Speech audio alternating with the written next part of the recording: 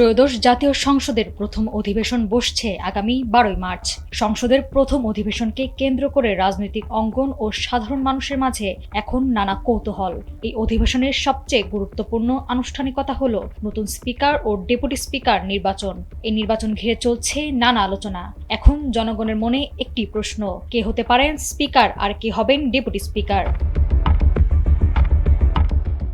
Speaker নির্বাচন এখন পর্যন্ত বেশ কয়েকজনের নাম আলোচনায় এলেও সবচেয়ে জোরালোভাবে শোনা যাচ্ছে বিএনপি স্থায়ী কমিটির সদস্য ডক্টর আব্দুল মঈন খানের নাম। দলীয় সূত্র এবং রাজনৈতিক বিশ্লেষকদের মতে একজন ক্লিন ইমেজ এবং স্বচ্ছ ভাবমূর্তির রাজনীতিক হিসেবে সংসদ পরিচালনায় তাকেই সবচেয়ে যোগ্য বলে মনে করছে দলটি।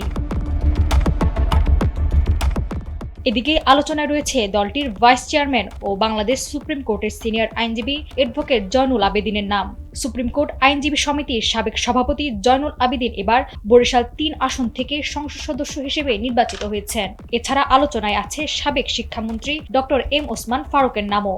জানা গেছে এই ৩ জনের মধ্য থেকে একজনকে স্পিকার হিসেবে নির্বাচিত করার সম্ভাবনাই বেশি। অন্যদিকে ডেপুটি স্পিকার পদে আলোচনায় থাকা ৩ নেতার মধ্যে সবচেয়ে আলোচিত নাম ভোলা ১ আসনের সংসদ সদস্য ব্যারিস্টার আন্দালিব রহমান পার্থর। তার দল বাংলাদেশ জাতীয় পার্টি বিএনপির সাথে দীর্ঘদিনের জোটসঙ্গী। এছাড়াও এই তালিকায় রয়েছে লক্ষ্মীপুর ৪ আসনের সংসদ সদস্য এবিএম আশরাফুদ্দিন নিজান ও নোয়াখালী ১ আসনের সংসদ সদস্য ব্যারিস্টার এএম মাহবুব উদ্দিন খোকনের নামও। নাওয়ার সালসেবিল দুরদানা, সময়ের আলো।